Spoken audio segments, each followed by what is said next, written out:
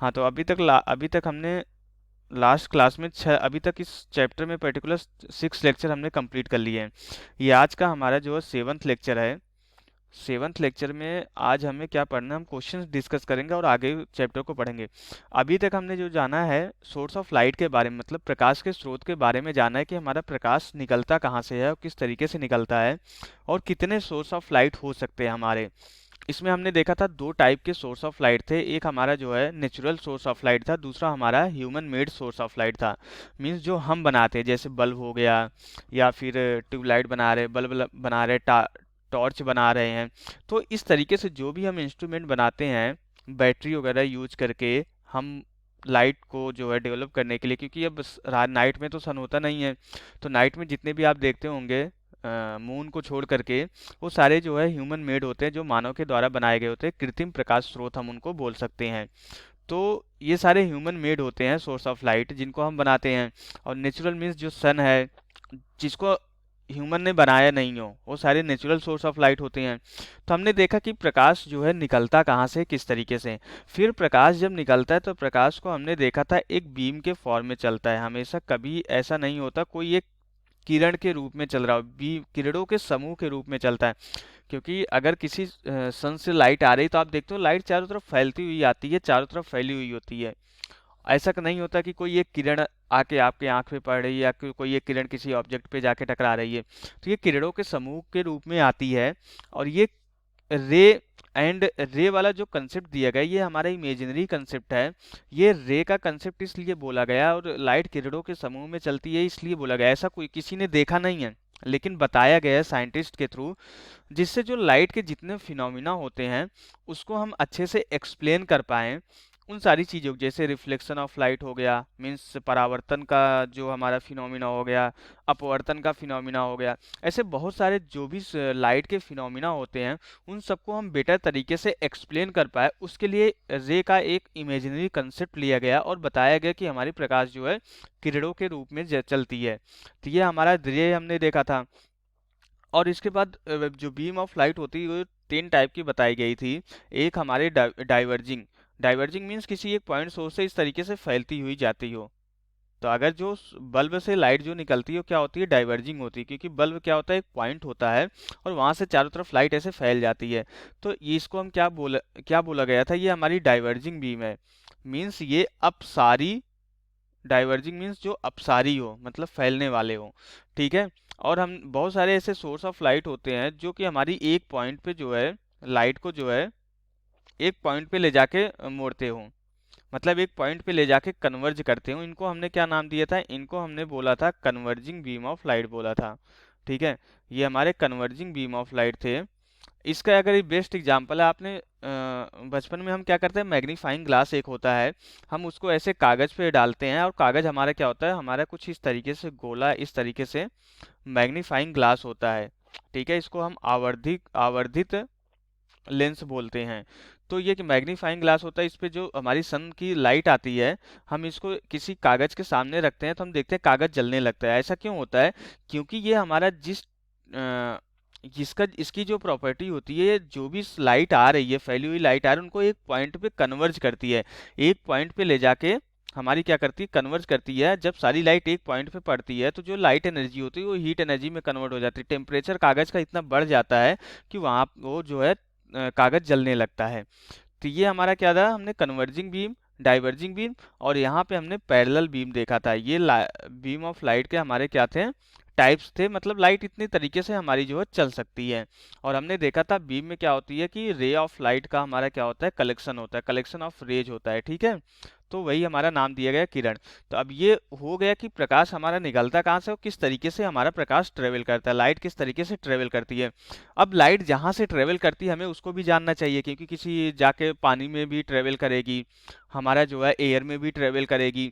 अगर कोई लिक्विड आप रख दोगे किसी भी टाइप का, वहाँ से भी ट्रेवल करेगी, किसी सरफेस पे जाके टकराएगी भी। तो ये सारा क्या है, ये सारे मीडियम ही है। तो हमें मीडियम, फिर उसके बाद हमने मीडियम को डिटेल में पढ़ा था कि मीडियम क्या होता है, कोई भी मटेरियल होता है जिसमें से हमारी एनर्जी प्रोपोगेट कर सके, हर टाइप की एनर्जी जिसमें से प्रोपोगेट कर सके, वो हमारा क्या, हमने क्या नाम दिया था, वो मीडियम होता है।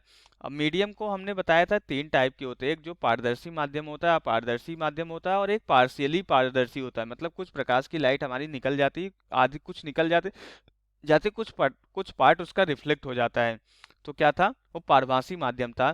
तो ये हमने जो है नेचर ऑफ मटेरियल के अकॉर्डिंग बताया था कि तीन टाइप होते हैं, जिसमें से जिसके आर पार हम देख सके, मीन्स लाइट पूरी निकल जा रही है, उसको हम पारदर्शी बोले थे। जिसके आर पार हम न देख पाए, जिसमें से लाइट नहीं जाए, उसको हमने क्या बोला था, अपारदर्शी माध्यम बोला था। और इस तरीके से जिसमें कुछ लाइट निकल जाए कुछ न निकले, उसको हमने क्या बोला था, पारभासी बोला था। उसके बाद हमने देखा था एक सघन माध्यम होता है, एक विरल माध्यम। तो जिसमें जिस भी पदार्थ का वो हमारा मीडियम हमारा जिस भी मटेरियल का बना है, अगर उसके मॉलिक्यूल्स बहुत पास पास होते हैं तो उसको हमने सघन माध्यम बोला था या डेंसर मीडियम बोला था। और जिसमें हमारे मॉलिक्यूल्स दूर दूर होते हैं, जिस भी मटेरियल से बना है हमारा वो मीडियम, अगर उसमें मॉलिक्यूल्स दूर दूर है तो हमने उसको क्या बोला था, रेयर मीडियम बोला था।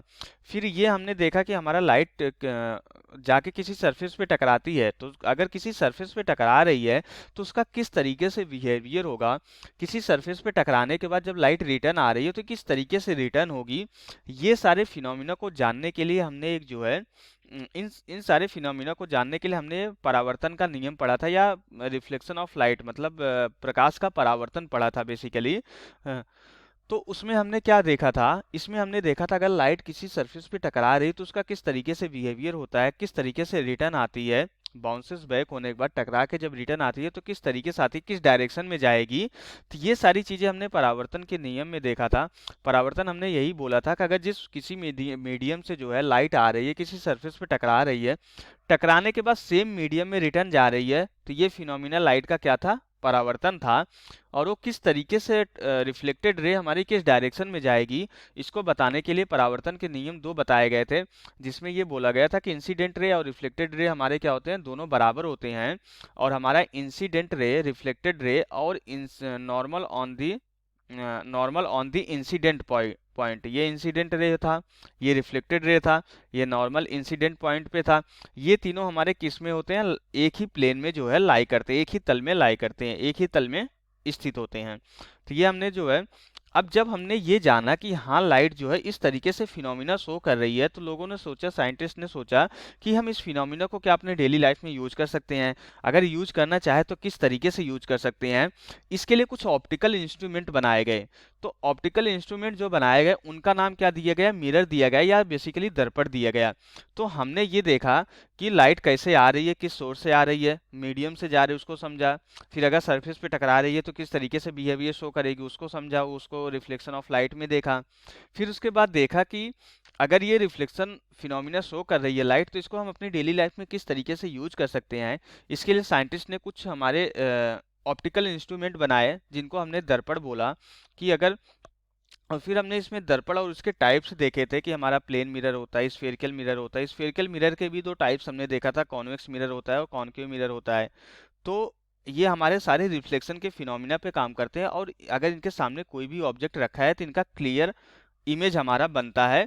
उस मिरर के अंदर में इमेज हमारा जो है क्लियर इमेज बनता है, किसी भी टाइप का हो सकता है, हमारा वर्चुअल भी हो सकता है, रियल भी हो सकता है, मीन्स आभासी और वास्तविक प्रतिबिंब हो सकता है। तो फिर ये सारे दर्पण के प्रकार पढ़ने के बाद फिर हमने देखा कि हमारा समतल दर्पण से हमारा परावर्तन किस तरीके से होता है, क्या इसके कैरेक्टरिस्टिक्स है, इसके जो इमेज बनते हैं उनकी क्या कैरेक्टरिस्टिक्स हैं। ये सारी चीजें हमने जो है समतल परावर्तन में जो है, समतल दर्पण से जो परावर्तन होता था उसमें देखा। ठीक है, ये सारी चीजें हमने पढ़ ली थी। तो इमेज फॉर्मेशन, और हमने यहाँ पे फिर जो है जो भी प्लेन मिरर से हमारा जो है इमेज बनता है, जो रिफ्लेक्शन हमारा प्लेन मिरर से होने के बाद जो इमेज बनता है, उनकी जो कैरेक्टरिस्टिक्स होती है, कैरेक्टरिस्टिक्स मतलब उनके जो लक्षण होते हैं, किस तरीके से इमेज बनेंगे, उसको हमने देखा था कि ये वर्चुअल एंड इरेक्ट बनते थे। मीन्स इसका क्या मतलब था, ये आभासी और सीधा होते थे। आभासी ये हमारे कैसे होते थे, वर्चुअल एंड इरेक्ट का मतलब आभासी और सीधा प्रतिबिंब बनता था, इमेज बनता था। फिर हमने ये देखा था कि ये सेम साइज के इमेज बनाते हैं और हमेशा मिरर के पीछे बनता है, और हमारा सेम डिस्टेंस पे बनता है, मतलब जितनी डिस्टेंस पे यहाँ पे ऑब्जेक्ट होगा उतनी डिस्टेंस पे हमारा क्या बनेगा, उसका इमेज बनेगा। लेटरली इन्वर्टेड का मतलब क्या था हमारा, कि हमारा जो है जो ऑब्जेक्ट का राइट साइड है वो प्लेन मिरर के में जो हमारा इमेज बनेगा उसका लेफ्ट हो जाएगा, मीन्स लेफ्ट राइट इन्वर्जन बताते हैं, उल्टा हो जाता है, लेफ्ट का राइट हो जाता है, राइट का लेफ्ट हो जाता था। तो ये सारे कैरेक्टरिस्टिक थे इमेज के। फिर हमने देखा था प्लेन मिरर का मैग्निफिकेशन वगैरह क्या होता है, सारी चीज़ें हमने प्लेन मिरर के बारे में डिटेल में पूरा फुल में पढ़ी थी प्रीवियस लेक्चर्स में। ठीक है, तो अब इसके बाद हमने जो है अभी तक जितना टॉपिक्स पढ़ा था प्लेन मिरर तक, हमने जितने भी टॉपिक सारे कवर कर लिए थे, सारा डिटेल में कवर किया था, इवन जो आपके सिलेबस में नहीं था उसको भी हमने अच्छे से पढ़ा आपके नॉलेज के पर्पज से। तो फिर उसके बेसिस हमने बहुत सारे क्वेश्चंस दिए थे प्रीवियस क्लास में। लास्ट क्लास में हमने ये भी डिस्कस किया था, इसमें से जो है ये जो सारे क्वेश्चन थे यहाँ तक हमने डिस्कस कर लिया था। तो ये एक लास्ट ये क्वेश्चन बचा था और नेक्स्ट पेज पे हमारे कुछ क्वेश्चंस बचे थे, इनको आज हम आज की क्लास में यहाँ पे हम डिस्कस करेंगे। तो सबसे पहले अगर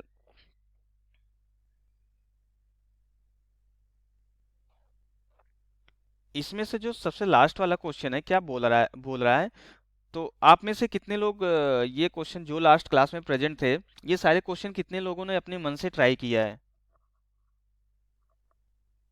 हेलो। सर मैंने किया, कुछ समझ में नहीं आया और कुछ आया है। अच्छा, कुछ समझ में नहीं आया, बाकी कुछ हो गया है। तो अब मैं वन बाय वन करके क्वेश्चन बोलूंगा, तो जिससे वो वाला क्वेश्चन हो गया है वो बोलेगा। तो जैसे ये वाला था, ए वॉच सोच टाइम एज 3:25 AM या PM कुछ भी हो सकता है ये, when this time is seen in plane mirror the time will be. तो इसमें ये बोल रहा है कि अगर कोई हमारी घड़ी है जो दीवार घड़ी होती है, उसमें क्या दिखा रहा है, हमारा टाइमिंग अभी 3:25 दिखा रहा है। तो अगर हम उसको प्लेन मिरर के सामने रख दे तो प्लेन मिरर के अंदर जो उसका इमेज बनेगा उसमें टाइम कितना होगा, इस क्वेश्चन में ये पूछ रहा है। तो ये क्वेश्चन कितने लोगों से हुआ था? सर 25 और क्या? उल्टा दिखेगा प्लेन मिरर में। तो प्लेन मिरर में उल्टा दिखेगा तो कितना टाइम क्या शो करेगा, इसका आंसर क्या होगा? 25 और उसके बाद ये मतलब जो पॉइंट है फिर 3। जैसे क्वेश्चन में ये बोल रहा है कि ये हमारा कोई प्लेन मिरर है, ठीक है, इसके सामने हमारी जो है ये दीवार घड़ी है, ठीक है, दीवार घड़ी है। तो अब इस दीवार घड़ी है तो फिर इसके बाद क्या हो रहा है कि ये जो हमारी दीवार घड़ी है, अब यहाँ पे ये थोड़ा सा ये रहेगा कि ये जो नंबरिंग हमारी कुछ इस तरीके से नंबरिंग नहीं होगी, या अगर होगी तो इस तरीके से सिर्फ लाइनें बनी होंगी, एक लाइन यहाँ पे 12 पे बनी होगी, एक 3 पे बनी होगी, एक यहाँ पे 6 पे बनी होगी, एक यहाँ पे बनी होगी, इस तरीके से सिर्फ लाइनें बनी होगी, नंबर हमारा डिनोटेड नहीं होगा, ठीक है। और अगर 3:25 होने का मतलब ये है, इसको थोड़ा सा बड़ा बनाते हैं, इस तरीके से हमारी वॉच है, ठीक है, तो यहाँ पे इस तरीके से लाइनें बनी है, ये अभी 12 है और ये 3 है, ये 9 है, ये 6 है। 3:25 का मतलब क्या है कि हमारी जो है ये वाली सुई कुछ हमारी इस तरीके से रहेगी, ये आवर्स वाली सुई है और ये मिनट वाली सुई है, यहाँ कहीं हमारा 25 होगा। तो ये हमारा जो है सिंपली ये टाइम अभी शो कर रहा है। लेकिन अगर हम इसको प्लेन मिरर के यहाँ पे जो इमेज बनेगा वो किस तरीके से शो करेगा, इसको अगर आपको चेक करना था तो आपको क्या करना था, सिंपली आपके घर में तो ये वाली घड़ी तो होगी ही, ये डिजिटल वॉच नहीं है बेसिकली जो दीवारों में लगी होती है, और आपके घर में जो है प्लेन मिरर भी होगा जिसमें आप फेस देखते हो। बस आपको ये करना था, इस वाली वॉच को जो है प्लेन मिरर के सामने रखना था और वो ऑब्जर्व करना था कि प्लेन मिरर में क्या हो रहा है, ठीक है। तो यहाँ पे ये टाइमिंग शो नहीं होता है, ये सिर्फ इस तरीके से हमारी ये घड़ी होगी, ठीक है।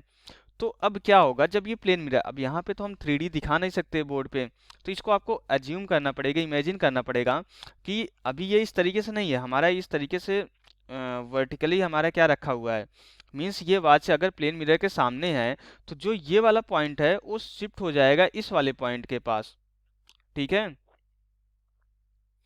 तो बेसिकली ये वाला पॉइंट हमारा इस वाले पॉइंट के पास शिफ्ट हो जाएगा, ये वाला पॉइंट हमारा इस वाले पॉइंट के पास शिफ्ट हो जाएगा, ठीक है। 3:25 का मतलब क्या है कि थोड़ा सा हमारा क्या होगा, 3:25 का मतलब ये है कि ये एग्जैक्ट इस पे नहीं होगा, 25 है तो ये हमारा थोड़ा सा फोर्थ के आसपास तक आने वाला होगा, ठीक है, ये वाली एग्जैक्ट उस पे 3 पे नहीं होगी, फोर्थ के आसपास वो आने वाली होगी। जब इसका हमारा इन्वर्जन होगा, ये बेसिकली लेटरली इन्वर्जन ही शो कर रहा है, जब इसका इन्वर्जन हो जाएगा तो ये वाली जो हमारी सुई थी, ये इसका इमेज हमारा जो है प्लेन मिरर में कहाँ पे बन जाएगा। अगर ये प्लेन मिरर के सामने है तो ये इस वाली सुई का जो हमारा इस यहाँ पे ये वाली जो नीडल है, बेसिकली मैं ये बोलना चाह रहा हूँ कि ये वाली जो नीडल है ये 325 है, ये वाली जो नीडल है ये हमारा स्विच होके कहाँ पे आ जाएगी प्लेन मिरर में, ये वाली स्विच होके हमारी यहाँ पे आ जाएगी, क्योंकि जस्ट अपोजिट हो जाएगा, लेटरली इन्वर्जन हो जाएगा, क्योंकि ये एक लेफ्ट का साइड होगा और एक राइट का साइड होगा। ठीक है, जब आप इस तरीके से वॉच को जो है प्लेन मिरर की, ये एक्सपेरिमेंट आप रूम पे अपने घर पे कर भी सकते हो, ये चीज़ें आपके पास अवेलेबल होगी।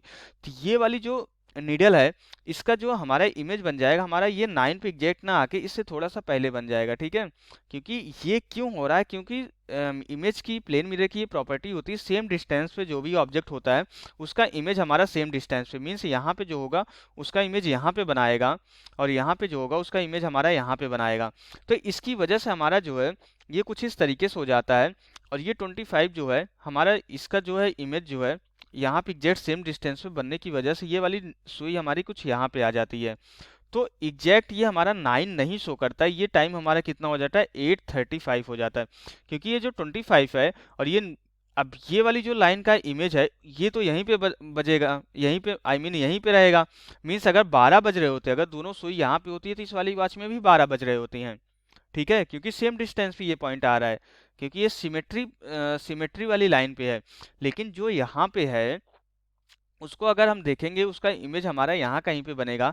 ये अगर 25 है तो इधर आके ये कितना हो जाएगी, ये 35, 30 से, क्योंकि इस वाली लाइन से इसमें 5 का डिफरेंस है तो इस वाली लाइन पे जो इमेज आएगी इसमें भी 5 का डिफरेंस होगा, तो ये 35 पे होगी और ये 9 से थोड़ा सा पहले होगी, मीन्स 8 के बाद होगी और 9 से पहले होगी। तो इसलिए जो हमारी टाइम ये शो करेगी 8:35 शो करेगी, अगर यहाँ पे हमारा 3:25 हो रहा है। इसका एक दूसरा वे होता है, दूसरा ट्रिक क्या होता है कि आप जो भी टाइम गिवन है उसको आप माइनस कर दो, किसमें से, जो भी टाइम 12 में से जो है जो भी टाइम गिवन है उसको आप माइनस कर दो।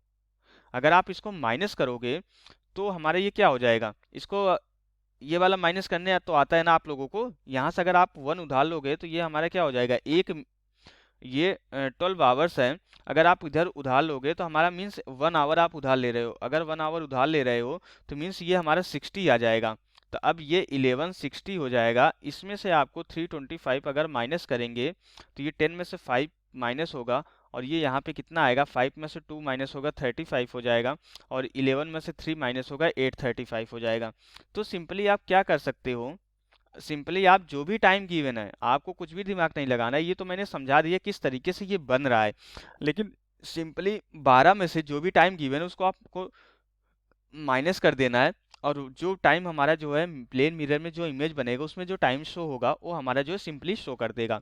तो 12 में से जो भी टाइम गिवन आपको उसको सिंपली माइनस करो, हमने ये भी बता दिया किस तरीके से माइनस करना है, तो सिंपली हमारा क्या हो जाएगा वही टाइम शो करेगा। तो ये वाला क्वेश्चन हमारा था जो लास्ट में था कि ये watch shows time as 3:25 when this time is seen in a plane mirror the time will be. तो हमने देखा 3:25 क्या करेगा, 8 हमारा 35 शो करेगा। ठीक है, यहाँ पे 8:35 शो करेगा, हमें सिंपली 12 में से इस टाइम को माइनस कर देना है और कैसे हमारा ये शो कर रहा है ये भी हमने बता दिया। अब इसके बाद हमारा जो नेक्स्ट क्वेश्चन है, यहाँ पे हमारा अगला क्वेश्चन क्या शो कर रहा है, तो ये जो नेक्स्ट क्वेश्चन है हमारा, नेक्स्ट क्वेश्चन में हमारा क्या है कि an object is placed between two plane mirror the number of image formed is. तो ये बेसिकली ये बता रहा है कि इस क्वेश्चन में ये बोला जा रहा है कि अगर कोई भी ऑब्जेक्ट जो है दो प्लेन मिरर के बीच में रख दिया जाए तो कितने इमेज हमारे बनेंगे, नंबर ऑफ इमेजेज हमसे पूछ रहा है। तो अगर हम दो प्लेन मिरर, ये वाला केस तो हमने स्पेशली बताया था, काफ़ी डिटेल में क्लास में ये डिस्कस किया था।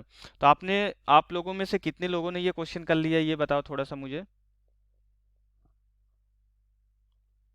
और इसका आंसर क्या है, जिसने भी इस क्वेश्चन को अटेम्प्ट किया है उसका आंसर क्या है, कोई बता सकता है। Hello,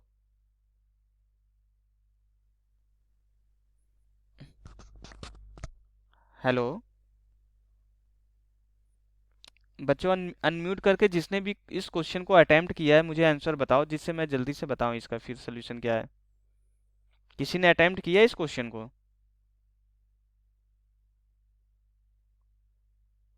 hello. नहीं किए सर। अच्छा, नहीं किए हो।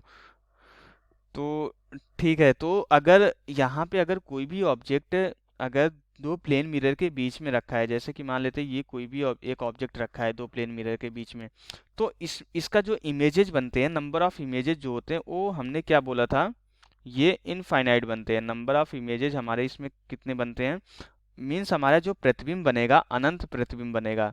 अब ऐसा क्यों होता है, क्योंकि ये वाला जो ऑब्जेक्ट है इस प्लेन मिरर के सामने है, तो सेम डिस्टेंस पे प्लेन मिरर की प्रॉपर्टी के अकॉर्डिंग सेम डिस्टेंस पे यहाँ पे इसका इमेज बन जाएगा। और ये ऑब्जेक्ट इस प्लेन मिरर के सामने है, तो सेम डिस्टेंस पे यहाँ पे इसका इमेज बन जाएगा। अब यहाँ पे ये वाला जो इमेज,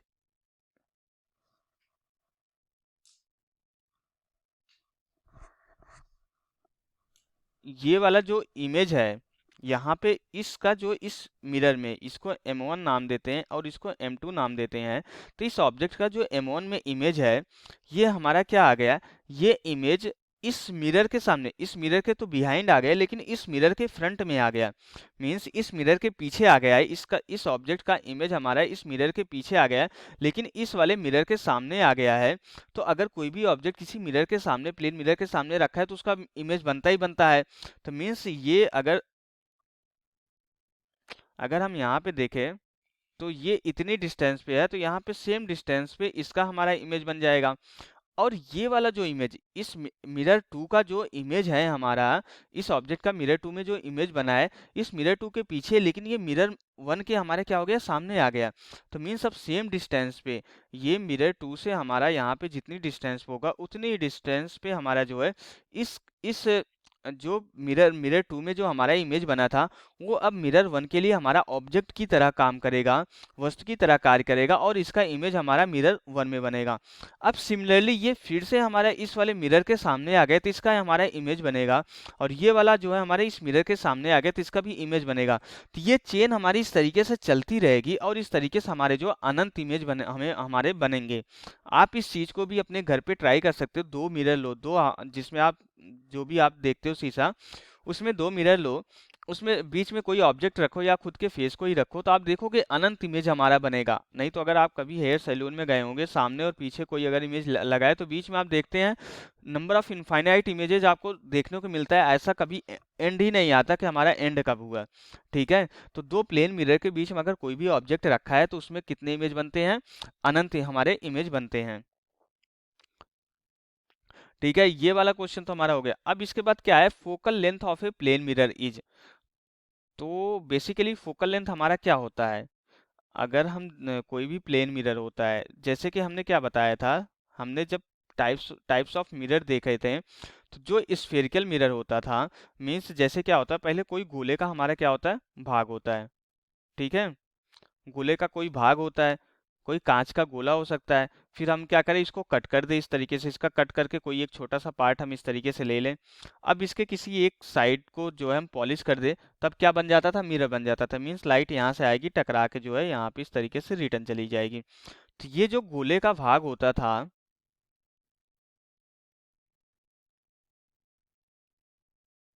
ये जो गोले का भाग होता था, इसका हमारा कुछ ना कुछ ये सेंटर होगा।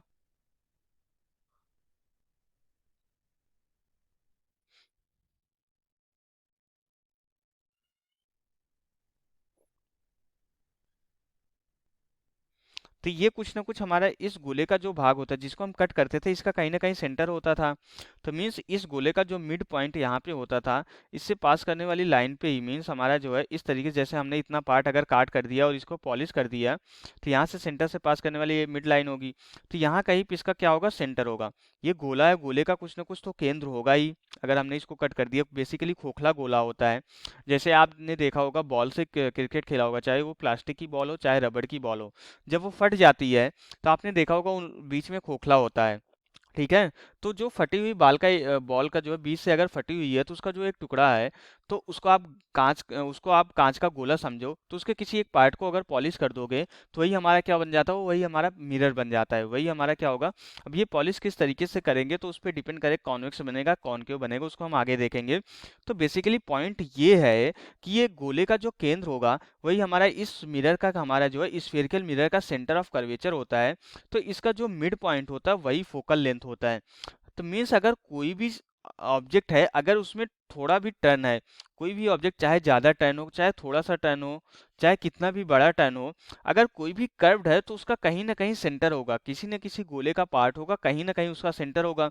लेकिन अगर कोई भी ऑब्जेक्ट हमारा कर्व्ड ही नहीं है, मीन्स अगर कोई ऑब्जेक्ट हमारे यहाँ पे कर्व्ड नहीं है, इस तरीके से अगर कोई ऑब्जेक्ट हमारा सीधा है, तो अब ये कहीं से अगर राउंड हो ही नहीं रहा है, अगर कहीं से राउंड नहीं हो रहा है, तो मीन्स हमारा जो है इसका सेंटर ऑफ कर्वेचर हम कहाँ पे मान सकते हैं, इनफाइनाइट पे मान सकते हैं। मीन्स हम ये बोल सकते हैं इसका जो सेंटर ऑफ कर्वेचर होगा वो अनंत पे जाके टर्न होगा, ऐसा हम बोल सकते हैं। ये जो प्लेन लाइन है या प्लेन मिरर है, प्लेन सरफेस है, ये अगर टर्न होगा तो अनंत पे जाके टर्न होगा, ऐसा हम बोल सकते हैं। तो इसलिए हम बोलते हैं जो प्लेन मिरर होता है उसका सेंटर ऑफ कर्वेचर इनफाइनाइट पे होता है। और फोकल लेंथ ही हमारा क्या होता है कि ये फोकल लेंथ क्या होता है, इस पोल से और इसके बीच की डिस्टेंस होती है, जो कि हमारी जो रेडियस ऑफ कर्वेचर होती है। मीन्स अगर ये केंद्र और इसके सरफेस से किसी पॉइंट के बीच का जो हमारी डिस्टेंस होती है, यही गोले की तो त्रिज्या होती है, रेडियस होती है। इसी को हमारा जो है रेडियस ऑफ कर्वेचर बोला जाता है, मतलब वक्री त्रिज्या बोला जाता है। अभी हम इसको आगे पढ़ेंगे। तो ये क्या होता है, मिड पॉइंट होने की वजह से फोकल लेंथ क्या होता है, रेडियस ऑफ कर्वेचर का हाफ होता है।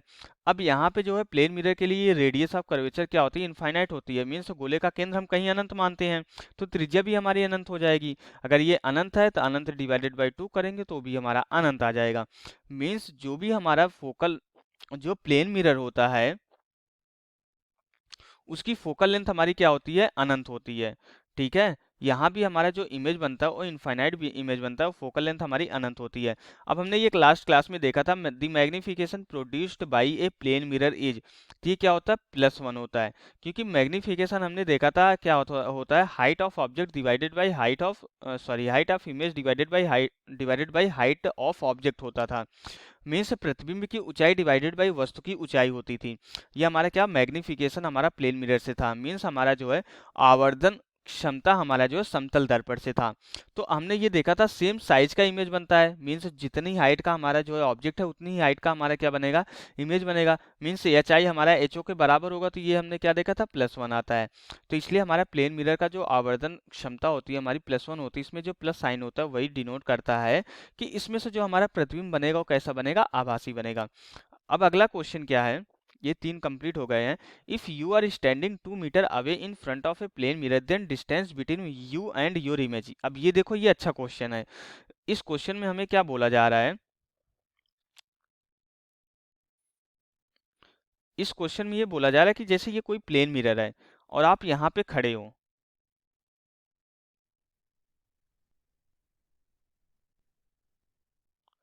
और आपकी डिस्टेंस कितनी बोली जा रही है इसमें, 2 metre away in front of a plane mirror. Means अगर आप जो है प्लेन मिरर के सामने, जैसे ये हमारा प्लेन मिरर है, ठीक है,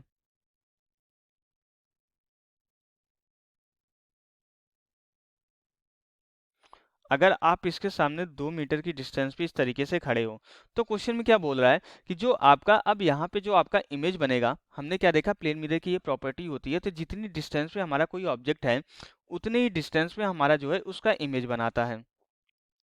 ठीक है, ये हमारा जो है ये हमें प्लेन मिरर की प्रॉपर्टी से पता है।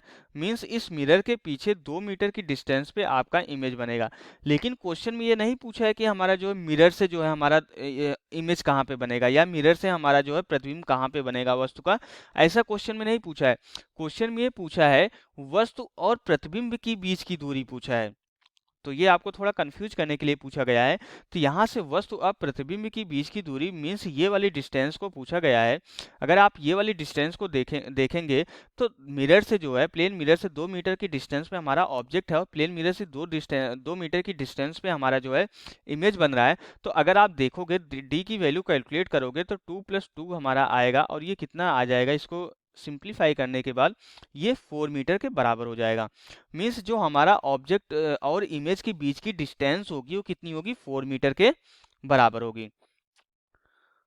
तो इस वाले क्वेश्चन का जो हमारा आंसर होगा 4 मीटर के बराबर होगा। अब अगला क्वेश्चन है, is the direction of incident and reflected ray is the same, yes या नो बताना है। तो ये हमने जो है जब प्लेन मिरर से हमने जो है reflection from the plane mirror देखा था, तो हमने ये देखा था ये हमारा क्या होता था, ये कोई इंसिडेंट रे आई, रिफ्लेक्टेड होने के बाद उसी मीडियम में तुरंत रिटर्न हो जाती थी।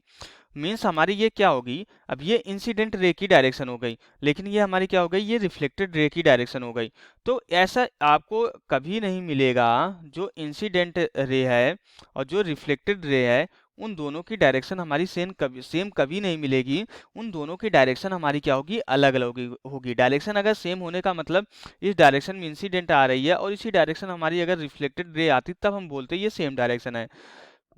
लेकिन अब ऐसा नहीं हो रहा है, तो मीन्स ये हमारी जो है सेम डायरेक्शन में नहीं आ रही है। ठीक है,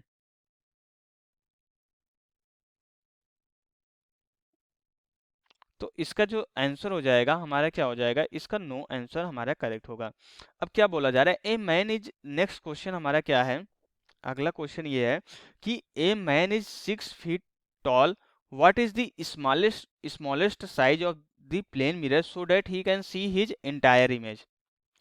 तो क्वेश्चन में ये बोला जा रहा है कि अगर आपके पास यहाँ पे कोई ये प्लेन मिरर है, ठीक है, अभी हम इसका सपोज कर लेते हैं, इसकी हाइट हमारी कितनी है, एच के बराबर है। इसके सामने जो है अगर कोई 6 फीट का हमारा जो है कोई हमारा जो है पर्सन है, इसकी यहाँ पे जो है इस पर्सन की हमारी यहाँ पे लेंथ कितनी गिवन है क्वेश्चन में, ये हमारी इसकी हाइट हमारी 6 फीट के बराबर गिवन है। ठीक है, अगर इसको इसमें अपना पूरा फुल इमेज देखना है तो ये पूछ रहा है कि अगर इसको पूरा फुल इमेज देखना है तो क्या पूछ रहा है कि हमारी जो मिरर है इसकी हमारी जो सबसे स्मॉलेस्ट साइज क्या होगी, मीन्स सबसे छोटी हमारी जो है इसकी लंबाई कितनी होगी इस मिरर की।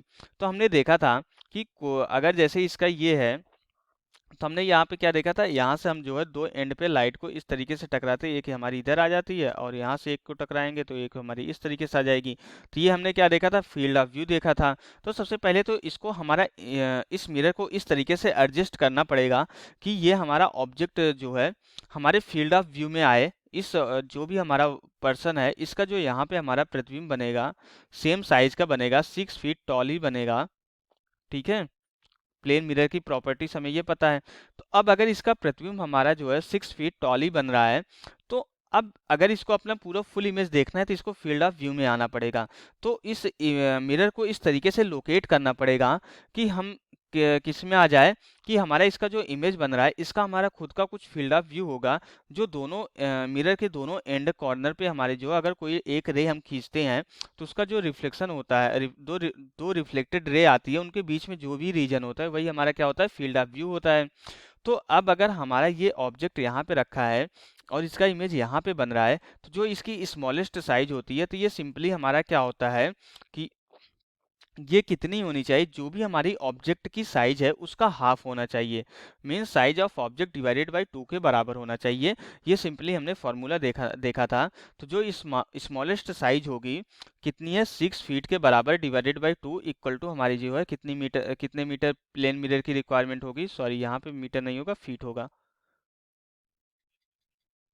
तो बेसिकली इसका जो हमारा आंसर हो जाएगा कितना हो जाएगा, ये 3 फीट के बराबर हो जाएगा।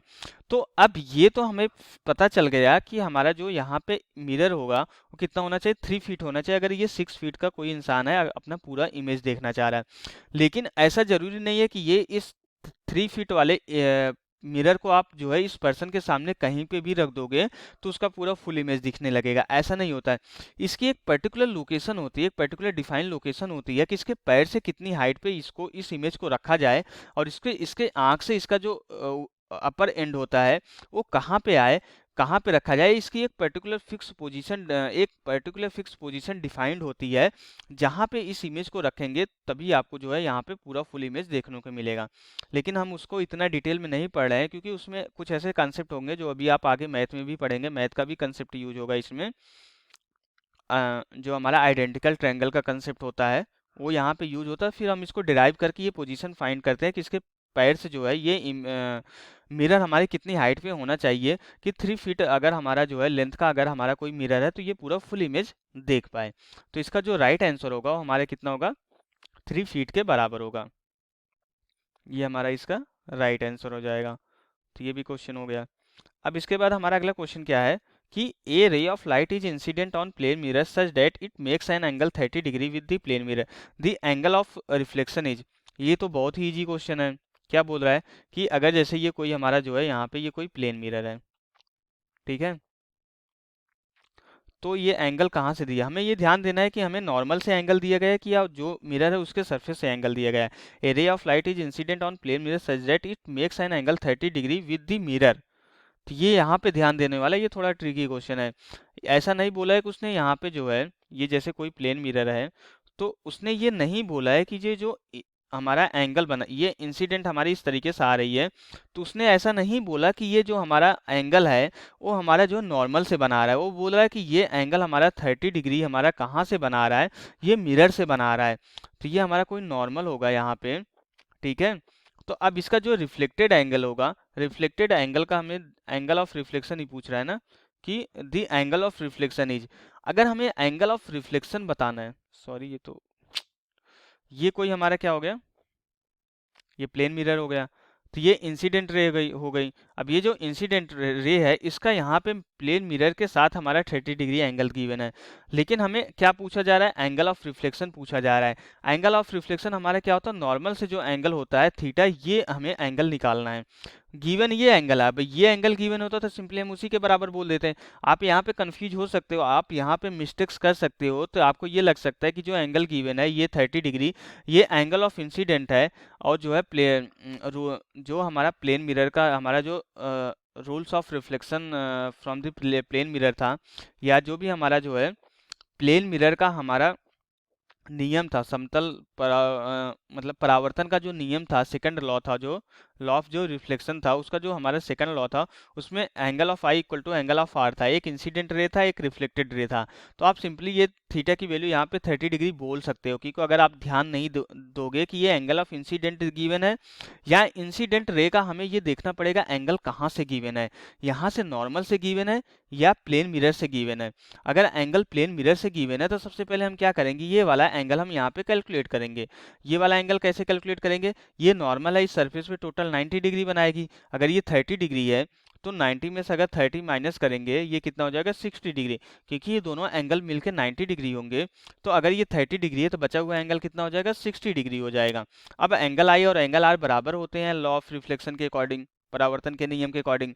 तो मीन्स ये थीटा भी हमारा कितना हो जाएगा, 60 डिग्री हो जाएगा। तो जो इसका राइट आंसर होगा वो कितना होगा, यहाँ पे ये आंसर इसका 60 डिग्री के बराबर होगा। तो अब ये एंगल ऑफ रिफ्लेक्शन भी पूछ सकता है, या आपसे ये पूछ सकता है कि जो हमारी रिफ्लेक्टेड रे है वो मिरर से कितना एंगल बना रही है। दो क्वेश्चन यहाँ पे पुट अप हो सकते हैं, एक एंगल ऑफ रिफ्लेक्शन पूछ सकता है, दूसरा ये पूछ सकता है ये जो रिफ्लेक्टेड रे है वो मिरर से कितना एंगल बना रही है। तो रिफ्लेक्टेड रे मिरर से कितना बनाएगी, ये तो 30 डिग्री ही बनाएगी, क्योंकि अगर ये 60 है, ये टोटल 90 है, तो बचा हुआ एंगल हमारा कितना होगा, 30 डिग्री होगा। तो इसका जो राइट आंसर होगा वो कितना होगा हमारा, 60 डिग्री के बराबर होगा। तो अब इसके बाद हमारा अगला क्या है कि how to draw ray diagram to show a image formation in plane mirror. तो ये तो बहुत ही ईजी है। इसमें बेसिकली अगर ये कोई हमारा प्लेन मिरर है, ठीक है, ये कोई प्लेन मिरर है, और यहाँ पे कोई ऑब्जेक्ट अगर हम यहाँ पे इस तरीके से रख दिए हैं, ठीक है, तो अब पूछ रहा है कि अगर इसका हमें जो है इमेज बनाना है तो हम किस तरीके से रे डायग्राम बनाएंगे। तो अगर इमेज, अगर कोई भी ऑब्जेक्ट का अगर हमें किसी भी मिरर के सामने अगर हमें इमेज बनाना है तो हम क्या करते हैं, अ, हम यहाँ पे जो है दो रे लेते हैं, ठीक है, हम यहाँ पे दो रे लेते हैं। तो सबसे पहले एक रे हम यहाँ पे इस तरीके से नॉर्मली इंसिडेंट कराएंगे, जो रिटर्न होके यहीं पे आ जाएगी। तो इसको हम आगे बढ़ाएंगे तो यहाँ पे मिलेगा, ठीक है। दूसरा हम यहाँ पे किसी भी एंगल पे यहाँ पे हम इंसिडेंट करा सकते हैं। तो ये अब लॉ ऑफ रिफ्लेक्शन को फॉलो करते हुए सेम एंगल पे हमारी रिफ्लेक्टेड हो जाएगी, मीन्स ये इंसिडेंट एंगल और रिफ्लेक्टेड एंगल दोनों हमारे सेम होंगे। और जब हम इसको पीछे बढ़ाते हैं तो ये हमारी सेम पॉइंट पे जाके कट करती है। तो इसका जो हमारा इमेज बनता है हमारा इस पॉइंट पे बनता है। अगर कोई ऑब्जर्वर यहाँ पे है तो उसको लगता है कि ये वाली रे हमारी यहाँ से आ रही है, तो इस ऑब्जेक्ट का इमेज इसलिए इसको यहाँ पे दिखाई देता है। तो ये हमारा रे डायग्राम हो जाता है कि प्लेन मिरर से अगर किसी भी इमेज का फॉर्मेशन करना है तो हमें मिनिमम दो रेज की रिक्वायरमेंट होती है। दोनों रे जो है पीछे प्लेन मिरर के पीछे एक्सटेंड करने पे जिस पॉइंट पे कट करती है वही हमारा क्या होता है, इमेज होता है। ठीक है, तो हमारा ये भी क्वेश्चन हो गया। अब अगला क्वेश्चन क्या है, an insect is sitting 80 centimetre in front of a plane mirror. If the mirror is now moved 0.20 metre away from the insect, the distance between the previous and new image of insect is। तो basically अगर कोई 80 centimetre पे अगर हमारा कोई insect रखा हुआ है प्लेन मिरर के सामने और हम क्या कर रहे हैं, कीड़ा हमारा इंसेक्ट मीन्स हमारा बेसिकली अगर बेसिकली हमारा ये जो है कीड़ा हमारा किस कहाँ पे रखा हुआ है, प्लेन मिरर के सामने रखा हुआ है और हम प्लेन मिरर को हम खिसका रहे हैं। तो हमें ये पूछ रहा है कि हमारा जो है जो हमारा न्यू इमेज बनेगा, जो पहले इमेज बन रहा और फिर दोबारा जो हमारा न्यू इमेज बनेगा, तो दोनों के बीच की डिस्टेंस हमें इस क्वेश्चन में पूछी गई है। तो बेसिकली जैसे ये कोई हमारा यहाँ पे प्लेन मिरर है, ठीक है, तो यहाँ से हमारा जो है ये कोई कीड़ा है यहाँ पे जिसकी डिस्टेंस हमारी यहाँ पे कितनी है, ये 80 सेंटीमीटर के बराबर है। तो इसका जो हमारा इमेज बनेगा ये कीड़े का, ये I1 कंसीडर कर लेते हैं, ये भी हमारा प्लेन मिरर से 80 सेंटीमीटर पे ही बनेगा। अब हम यहाँ पे क्या कर रहे हैं, क्वेश्चन में आगे ये बोला जाए 0.20 मीटर जो है, अगर ये 0.20 मीटर बोला गया तो मीन्स ये कितना है, ये 20 सेंटीमीटर के बराबर, हम 20 सेंटीमीटर ही कंसीडर करेंगे। तो बेसिकली पहले हमारा ये क्या है, ये कोई प्लेन मिरर है, यहाँ पे कोई कीड़ा है जो कि यहाँ से हमारा कितनी डिस्टेंस पे, 80 सेंटीमीटर पे। तो इसका जो पहला इमेज बनेगा वो भी हमारा कितनी डिस्टेंस पे बन जाएगा, यहाँ से 80 सेंटीमीटर पे, ये हमारा I1 बन गया। ठीक है, ये ऑब्जेक्ट है हमारा। तो अब इसके बाद हम क्या करते हैं, 20 सेंटीमीटर हम प्लेन मिरर को जो है इस कीड़े से दूर ले जाते हैं। दूर अगर हम प्लेन मिरर को इधर खिसकाएंगे तो प्लेन मिरर हमारा कीड़े के पास आएगा, अगर हम इधर खिसकाएंगे तो प्लेन मिरर कीड़े से दूर जाएगा। मीन्स अब हम यहाँ पे प्लेन मिरर को 20 सेंटीमीटर खिसका के हम यहाँ पे रख देते हैं। तो ये जो हम खिसकाते हैं यहाँ पे, ये कितना होता है, ये हमारा 20 सेंटीमीटर हम यहाँ पे खिसका देते हैं। पहले 80 सेंटीमीटर था, 20 सेंटीमीटर और खिसका दिए, तो अब ये जो कीड़ा हो गया हमारा कितना हो गया, 100 सेंटीमीटर की डिस्टेंस पे हमारे इस प्लेन मिरर के सामने हो गया। तो अब जो न्यू इमेज बनेगा वो भी हमारा कितनी डिस्टेंस पे बनेगा, 100 सेंटीमीटर पे बनेगा, यहाँ कहीं पे बनेगा। अब ये हमारा क्या हो जाएगा, बेसिकली I2 हो जाएगा। तो हमें क्या बोला गया है, हमें ये I1 और I2 के बीच की डिस्टेंस को ही बताना है, 80 सेंटीमीटर जो है। अब देखो अगर हम देखें तो ये हमारा क्या 80 सेंटीमीटर हमारा यहाँ पे, हमें ये ध्यान देना है। अब ये देखो कि 80 सेंटीमीटर यहाँ से है, ये यहाँ से नहीं है डिस्टेंस, और लेकिन इसकी जो डिस्टेंस है ये यहाँ से डिस्टेंस हमारी 100 सेंटीमीटर है। तो बेसिकली अगर हम देखें तो इस पॉइंट से हमें जो है दोनों इमेज की हमारी डिस्टेंस पता है, इस पॉइंट से जहाँ पे ऑब्जेक्ट रखा है 80 + 80 और ये 100 + 100। तो हम क्या करेंगे, इसको रेफरेंस मानेंगे और यहाँ से डिस्टेंस को कैलकुलेट करेंगे I1 और I2 को।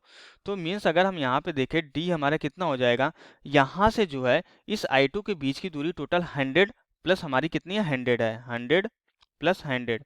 अब इसमें से हम माइनस क्या करेंगे, ये वाली डिस्टेंस को, ये हमारा क्या हो जाएगा, रेफरेंस पॉइंट हो जाएगा।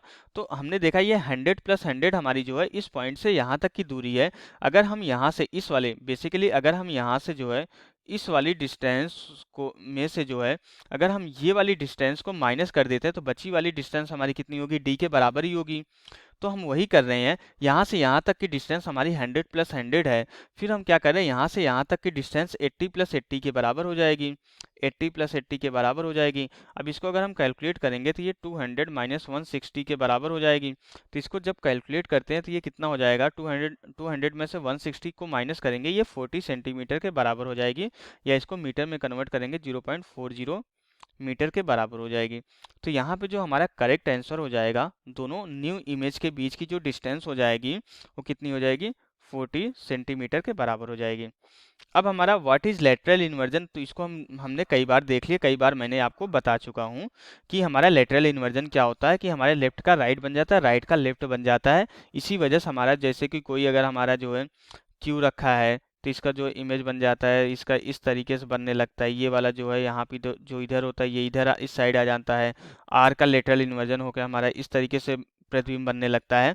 तो ये सारा हमारा किसकी प्रॉपर्टी को शो करते हैं, लेटरल इन्वर्जन की प्रॉपर्टी को शो करते हैं। अब अगला क्या था हमारा, what is the basic difference between the plane and spherical mirror and explain the different types of spherical mirror. तो ये बेसिकली हमने आपको ये जो है स्फेरिकल मिरर और प्लेन मिरर के बारे में हमने आपको डिटेल में बताया कि प्लेन मिरर हमारा क्या होता है। यहाँ पे प्लेन मिरर में हमने ये बताया था कि हमारा जो है ऐसा मिरर जो कि हमारा जो है जिसकी सरफेस हमारी क्या होगी, फ्लैट होगी, और जो लॉ ऑफ रिफ्लेक्शन को फॉलो करते हुए किसी भी ऑब्जेक्ट का हमारा जो है क्लियर इमेज बनाता हो। और अपने मिरर के पीछे वो क्या होता है, हमारा प्लेन मिरर। और हमने देखा था स्फेरिकल मिरर क्या था कि हम किसी गोले को क्या करें, किसी पार्ट को कट कर ले इस तरीके से, और इसके किसी एक पार्ट को, इस वाले पार्ट को या इसी गोले के इस अंदर वाले पार्ट को पॉलिश कर दें। तो ये जो इस टाइप के जो मिरर बनते हैं तो हमारे क्या होते हैं, स्फेरिकल मिरर। तो सिंपली हम अगर हमें डिफरेंस बताना है तो हम क्या बोल सकते हैं कि जो हमारा क्या होता है कि जो प्लेन मिरर का हमारा सरफेस होता है ये क्या होता है, फ्लैट होता है। जो हमारा स्फेरिकल मिरर होता है इसका सरफेस हमारा क्या होता है, फ्लैट नहीं होता, ये हमारा कर्व्ड होता है। इसके बाद हम दूसरा डिफरेंस ये बोल सकते हैं कि इसका जो फोकल लेंथ होता है हमारा क्या होता है, इसका इनफाइनाइट होता है, जबकि इसका फोकल लेंथ हमारा इनफाइनाइट नहीं होगा। अभी हम आगे देखेंगे इसकी फोकल लेंथ हम कैसे कैलकुलेट करते हैं, ठीक है। और इसके बाद टाइप्स पूछ रहा है स्फेरिकल मिरर का, तो स्फेरिकल मिरर का मुख्यतः दो ही प्रकार होते हैं हमारे। एक क्या होता है, इसको हम कॉनकेव, जब इस उभरे हुए जो बेंडिंग आउटवर्ड होती है या उभरा हुआ भाग होता है उस पर अगर हम पॉलिश करते हैं, और परावर्तन हमारी जो बेंडिंग इनवर्ड होती है जो पार्ट, मीन्स हमारा जो दबा हुआ तल होता है वहां से परावर्तन होता है, तो उसको हम क्या बोलते हैं, कॉनकेव मिरर बोलते हैं। मीन्स ये हमारा क्या होता है, अवतल दर्पण होता है, अवतल दर्पण। और जो अगर हम जो हमारा दबा हुआ तल है अगर यहाँ पे पॉलिश कर दे और उभरे हुए तल से हमारा परावर्तन हो, मीन्स जो बेंडिंग आउटवर्ड है वहां से हमारे रिफ्लेक्शन हो रहा है, जो बेंडिंग इनवर्ड है उसको हम क्या कर रहे हैं, पॉलिश कर रहे हैं। तो इसको हम क्या बोले थे, हम इसको कॉन्वेक्स मिरर बोले थे, या हमारा क्या था ये, उत्तल दर्पण। तो इस तरीके से आप इस सब के टाइप्स बता सकते हो कि, और इसको डिटेल में आप कई सारे इसमें पॉइंट्स लिख भी सकते हो। प्लेन मिरर स्फेरिकल मिरर में आप डिफरेंस भी बता सकते हो। इन सारी चीज़ों को हमने क्या देखा है, हमने डिटेल में ऑलरेडी हमने जो है अपने लेक्चर्स में पढ़ लिए हैं। तो बेसिकली हम अब हमारा यहाँ पे ये जो है सारे क्वेश्चंस हमारे कंप्लीट हो जाते हैं। अब हमने यहाँ पे इस साइड के भी सारे क्वेश्चन कर लिए, प्रीवियस वीडियो हमने ये सारे क्वेश्चन भी डिस्कस किए थे हमने, ये सारे क्वेश्चन हमारे कंप्लीट हो चुके हैं। तो अब अगर किसी को किसी क्वेश्चन में डाउट है तो वो पूछ सकता है। ये जितने भी क्वेश्चन है ये बहुत ही ज़्यादा इंपॉर्टेंट क्वेश्चन है। अगर आपने ये सारे क्वेश्चन को अपने मन से अगर एक दो बार कर लिया है तो मीन्स आपने जितना भी अभी तक लाइट में जितना भी मिरर के बारे में पढ़ा है, जितना भी प्लेन मिरर के बारे में पढ़ा है, तो प्लेन मिरर के ये सारे बेस्ट क्वेश्चन अगर आपने ये सारे क्वेश्चन कर लिए तो समझ लीजिए कि आपका प्लेन मिरर का कंसेप्ट बहुत अच्छे तरीके से क्लियर हो चुका है। तो ये हमने कुछ जो है 20 क्वेश्चन के अराउंड कुछ बेस्ट क्वेश्चन हमने यहाँ से पिकअप किए थे, जिससे आपका पूरा का पूरा प्लेन मिरर का जो टॉपिक है वो अच्छे से क्लियर हो जाए। अब इसमें से आप लोग ये बताओ कि आप लोगों का कितना क्वेश्चन सही रहा है, और किसी क्वेश्चन में अगर इशू है ये बताओ, और कितने क्वेश्चन आपसे अटेम्प्ट हुए थे, या कितना क्वेश्चन आपका सही हुआ, कितना क्वेश्चन रॉन्ग हुआ। तो ये सारी चीज़ अब आप लोग वन बाय वन करके बताओ। हेलो। सर इधर के 4 क्वेश्चन मतलब नहीं सही थे। अच्छा, इस साइड के जो ये इस साइड के 4 क्वेश्चन नहीं सही थे, हाँ बाकी सारे सही थे। हाँ सर, लेकिन ये वाला जो आपने मतलब 40 से वो सेंटीमीटर लाया है ना, ये हाँ। मैंने दूसरे तरीके से लाया था, उससे भी 40 सेंटीमीटर आया है। अच्छा, आपने ये दूसरे तरीके से किया था उससे भी 40 सेंटीमीटर आया था, वो कैसे किया था, दूसरा तरीका क्या। जैसे वो दूसरे वाले जो समतल दर्पण है उससे 80 सेंटीमीटर की दूरी थी। हाँ हाँ, ये ऑब्जेक्ट था यहाँ से जो है हमारा जो इस यहाँ से 80 सेंटीमीटर था। तो हाँ, हाँ तो और यहाँ से जो इमेज बना था वो 80 सेंटीमीटर था, ठीक। और फिर इसके बाद, फिर उसके बाद एक और मिरर लगाए। अच्छा एक और मिरर लगाया आपने यहाँ पे 20 सेंटीमीटर पे, राइट। हाँ। फिर इसकी दूरी दी है 20 सेंटीमीटर। हाँ 20 सेंटीमीटर। और और यहाँ से इस वाले मिरर से और यहाँ की दूरी 100 सेंटीमीटर दी हुई है। हाँ, तो ये वाला इस ऑब्जेक्ट से ये वाली जो डिस्टेंस हो जाएगी ये 100 सेंटीमीटर हो जाएगी, करेक्ट। और ये भी इधर वाली भी I2 भी 100 सेंटीमीटर हो जाएगी। हाँ, ये भी 100 सेंटीमीटर हो जाएगी। अब ये देखिए, अगर 80 सेंटीमीटर से 20 सेंटीमीटर माइनस कर दें, हाँ हाँ, ये वाले आपने ये किया है कि 80 सेंटीमीटर, तो यहाँ पे ये टोटल 80 था, तो इसके बीच की डिस्टेंस 20 सेंटीमीटर है। हाँ अगर आपने इसको माइनस करोगे तो ये कितना हो जाएगा, 60 सेंटीमीटर। और यहाँ से ये टोटल कितना है, 100 सेंटीमीटर है। हाँ, तो अब ये जो बची डिस्टेंस हो जाएगी, ये 100 माइनस 60 इक्वल टू हमारे कितना हो जाएगा, 40 सेंटीमीटर हो जाएगा। करेक्ट। तो एक क्वेश्चन को करने के अलग अलग तरीके हो सकते हैं। हाँ तो इसमें कोई इशू नहीं है, आपका जो आपने जिस तरीके से फाइंड किया है आंसर तो आपका करेक्ट ही आया है, और आपका ये भी तरीका सही है, इसमें कोई इशू नहीं है। ठीक है। और यस और किसी क्वेश्चन में किसी को कोई प्रॉब्लम? सर, आगे वाला करिए, कौन सा? इसके पहले वाले क्वेश्चन। अच्छा, इसके पहले वाले ये सारे क्वेश्चन? सर, इसमें ये वाला बता दीजिए, कौन सा? ये 6वां क्वेश्चन। आप प्लेन 1 2 मिरर इज 3 4 5 6। अच्छा, ये a plane mirror is approaching you at a speed of 10 centimetre per second, you can see your image in it, at what speed will your image approach you. तो ये जब मैंने ये वाला बताया था कि जब ये वाला कंसेप्ट मैंने बताया था कि अगर कोई भी ऑब्जेक्ट अगर किसी मिरर के सामने मूव कर रहा है, उसकी अगर वेलोसिटी गिवन है, तो उसका इमेज हमारा जो है किस वेलोसिटी से मूव करेगा, ये ऑब्जेक्ट ऑफ सर, द। ये वाला मतलब जब लेक्चर चल रहा था ना, तो उस समय मैं ज्वाइन नहीं कर पाई थी ना, इसीलिए समझ में नहीं आया। अच्छा ठीक है, तो इसके लिए हमने जैसे कि ये कोई, ठीक है, ये मैं थोड़ा सा एक्सप्लेन कर देता हूँ। ये कोई प्लेन मिरर है, ठीक है, और ये कोई ऑब्जेक्ट है। अब यहाँ पे दो सिचुएशन हो सकती है। ये हमारा जो है ये ऑब्जेक्ट है, तो इसके सामने हमारा क्या होगा, ये कोई मिरर हमारा, इसके सामने हमारा इमेज बनेगा। अब ये ऑब्जेक्ट मूव कर सकता है। अब अगर ऑब्जेक्ट मूव करेगा तो कंटिन्यूअसली क्या होगा, हमारा ऑब्जेक्ट इस डायरेक्शन में भी जा सकता है, इस डायरेक्शन में भी जा सकता है। तो अगर ये ऑब्जेक्ट हमारा प्लेन मिरर के सामने मूव कर रहा है, तो कंटिन्यू इसकी क्या हो रही है कि डिस्टेंस हमारी चेंज होती चली जा रही है। जैसे जैसे मूव करेगा तो प्लेन मिरर से डिस्टेंस चेंज होती जा रही है। और प्लेन मिरर की ये प्रॉपर्टी होती है कि इसका जो इमेज बनता है हमेशा सेम डिस्टेंस पे ही बनता है।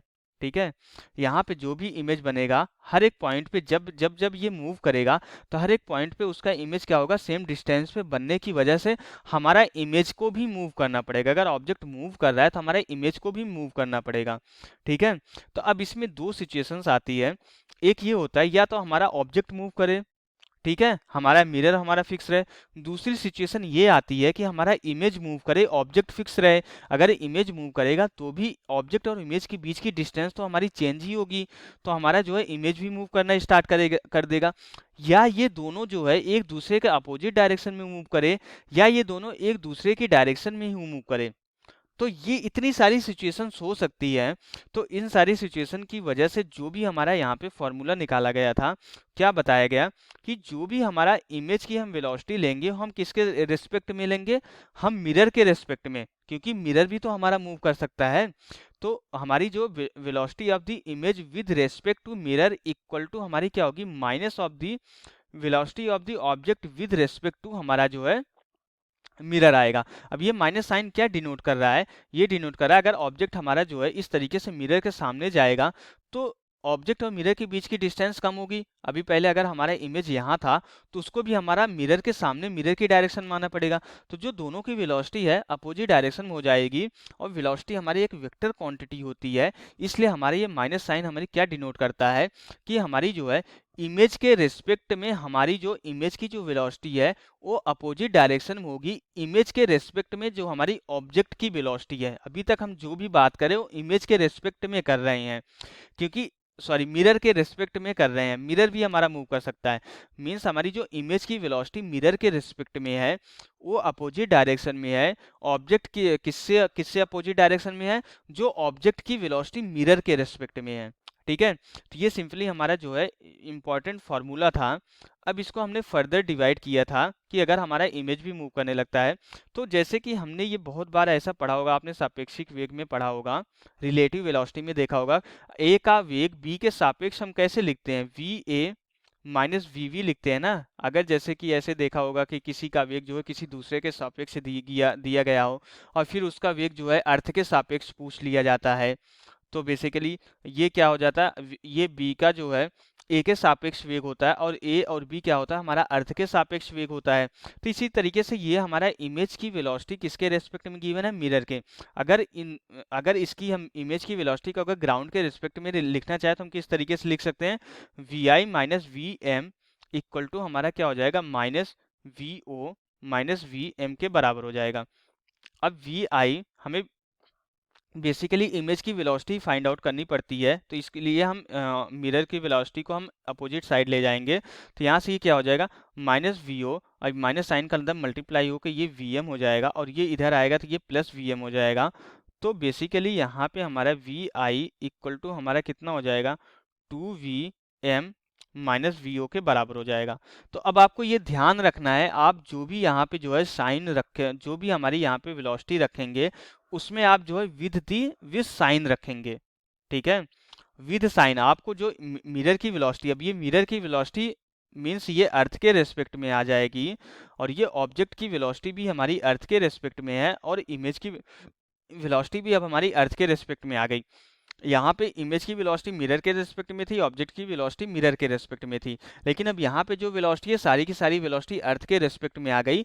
अगर मिरर मूव नहीं कर रहा है तो आपको वीएम की वैल्यू 0 रख देनी है, अगर ऑब्जेक्ट नहीं मूव कर रहा है तो आपकी ऑब्जेक्ट की वेलोसिटी 0 रख देनी है। तो इसको सिंप्लीफाई करने पे आपको हमेशा जो है इमेज की वेलोसिटी आ जाएगी। अब यहाँ पे इसको विद दी साइन रखना है, मीन्स आपको एक तरफ की डिस्टेंस को हमेशा पॉजिटिव ले लेना है, एक तरफ की डिस्टेंस को हमेशा निगेटिव ले लेना है।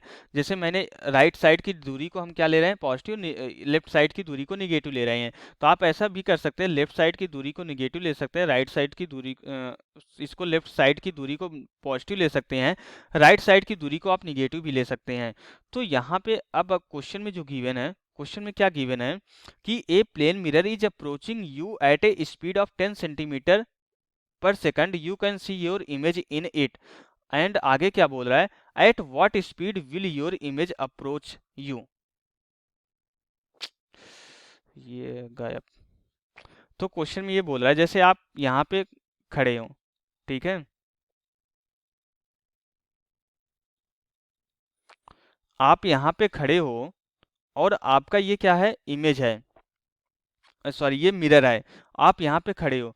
तो क्या बोल रहा है कि मिरर आपको जो है यहाँ पे जो है कितनी स्पीड से अप्रोच कर रहा है, कुछ भी हम कंसीडर कर लेते हैं।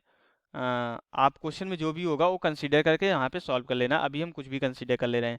तो ये 20 सेंटीमीटर पर सेकंड से सपोज आपको ये अप्रोच कर रहा है, और आप क्या है, स्टैंडिंग है, आप खड़े हैं, तो मीन्स आपकी वेलोसिटी यहाँ पे क्या है, ऑब्जेक्ट की वेलोसिटी अर्थ के रिस्पेक्ट में आपकी वेलोसिटी कितनी है, ये 0 के बराबर है, 0 सेंटीमीटर पर सेकंड है, ठीक है। और यहाँ पे मिरर मूव कर रहा है, तो आपका जो इमेज बनेगा, अब इमेज की वेलोसिटी जो है ये कितनी होगी, मीन्स इमेज की वेलोसिटी को अर्थ के रिस्पेक्ट में पूछा गया है। तो हमने फॉर्मूला क्या देखा, वी आई एम, मिरर की वेलोसिटी जो है इमेज की वेलोसिटी मिरर के रिस्पेक्ट में इक्वल टू ऑब्जेक्ट की वेलोसिटी मिरर के रिस्पेक्ट में। फिर हमने इसको सॉल्व किया, v i minus v m equal to हमारा कितना है, minus v o minus v m, ठीक है। अब यहाँ से इसको अगर हमने सॉल्व किया तो ये v m minus v o plus v m हो गया, और यहाँ से वी आई इक्वल टू हमारा कितना हो गया, two v m minus v o, ठीक है। अब यहाँ से वी आई इक्वल टू हमारा कितना हो जाएगा, ये तो हमारा 0 हो गया, 2 इंटू 20 हो जाएगा, 40 सेंटीमीटर के बराबर हो जाएगा। अब अगर हम यहाँ पे जो है इस तरफ की डिस्टेंस को अगर निगेटिव लेंगे और इस तरफ की डिस्टेंस को अगर पॉजिटिव लेंगे, अगर ये हम साइन कन्वेंशन ये यूज कर रहे हैं, तो मीन्स हम क्या करेंगे, वीएम की वैल्यू को यहाँ पे निगेटिव रखेंगे। अब अगर हम इसको इस तरीके से कर रहे हैं तो 2 माइनस 20 माइनस 0 हो जाएगा, तो यहाँ से माइनस 40 सेंटीमीटर आ जाएगा, सेंटीमीटर पर सेकंड। अब ये माइनस 40 माइनस साइन क्या डिनोट करेगा कि जिस तरफ इमेज जा रहा है उसी तरफ आपका जिस तरफ मिरर हमारा मूव कर रहा है उसी तरफ हमारा इमेज भी मूव करेगा, क्योंकि जो मिरर की वेलोसिटी और जो हमारी इमेज की वेलोसिटी का जो दोनों साइन है वो सेम आ गया। अब हम यहाँ पे उल्टा भी कर सकते हैं, इसको हम पॉजिटिव ले सकते हैं, इसको निगेटिव ले सकते हैं, जो कि हमने इसमें किया है। तो इसमें क्या है कि अब अगर हमारा ये पॉजिटिव आ रहा है, वीएम भी हमारा पॉजिटिव है और ये भी पॉजिटिव आ रहा है, तो मीन्स जिस तरफ हमारा मिरर जा रहा है उसी तरफ हमारा इमेज भी जाएगा। अगर ये 20 सेंटीमीटर पर सेकंड से अगर हमारा जो है यहाँ पे मिरर मूव कर रहा है ऑब्जेक्ट की तरफ, तो हमारा इमेज भी ऑब्जेक्ट की तरफ मूव करेगा कितना 40 सेंटीमीटर पर सेकंड से। तो इस तरीके से हम यहाँ पे कैलकुलेट कर सकते हैं। आपको या तो दोनों की डायरेक्शन अपोजिट में मूव करा सकता है या दोनों की डायरेक्शन सेम तरीके से मूव करा सकता है। तो आप किसी भी चीज़ को जो है यहाँ पे जो है कुछ भी कंसीडर करके आप क्वेश्चन को इस तरीके से सॉल्व कर सकते हैं। ठीक है, तो ये तो अब आपका हो गया 10 सेंटीमीटर पर सेकंड था, तो इसका आंसर कितना आ जाएगा हमारा 20 सेंटीमीटर पर सेकंड आएगा। ठीक है, अगर हमने कोई कैलकुलेशन मिस्टेक नहीं किया है तो। रजनीश, हाँ। टाइम काफी ज्यादा गया है, तो मे बी जल्दी से खत्म नेक्स्ट हम्म। सेशन के लिए। हाँ हाँ, वही मैं। ठीक है, तो अब आपके सारे मतलब ये सारे दोनों जो पार्ट में हमने जितना भी इम्पोर्टेंट अभी तक जितने भी लोगों ने ये क्वेश्चन को अटेम्प्ट नहीं किया है, ये क्वेश्चन फिर से अटेम्प्ट करना। मैंने सारा डिस्कस कर लिया है। आपने ये भले ही लेक्चर देख लिए, लेकिन ये सारे क्वेश्चन आप फिर से अटेम्प्ट करो, क्योंकि इससे पहले जितने भी हमने टॉपिक्स पढ़े हैं हर एक टॉपिक से रिलेटेड इसमें क्वेश्चन मिलेंगे। आपके सारे टॉपिक्स जो है क्लियर हो जाएंगे अभी तक प्लेन मिरर तक। तो अब हम नेक्स्ट क्लास में जो है हम अपना स्फेरिकल मिरर स्टार्ट करेंगे कि स्फेरिकल मिरर से अगर कोई ऑब्जेक्ट रखा है तो किस तरीके से इमेज बनेगा, इमेज फॉर्मेशन कैसे होगा, कैसे रे डायग्राम के थ्रू हम जो है इमेज को बनाएंगे। ये सारी चीज़ें हम जो है नेक्स्ट क्लास में डिस्कस करेंगे। तो आज की क्लास में सिर्फ और सिर्फ जो है हमारा क्वेश्चन हो पाया है, जो कि बहुत ही ज़्यादा इंपॉर्टेंट क्वेश्चन थे। तो किसी को कोई डाउट है अभी तक? हेलो। No sir. तो खुशी, आपको ये लास्ट वाला क्वेश्चन समझ में आ गया ना कैसे करना है? यस आ गया।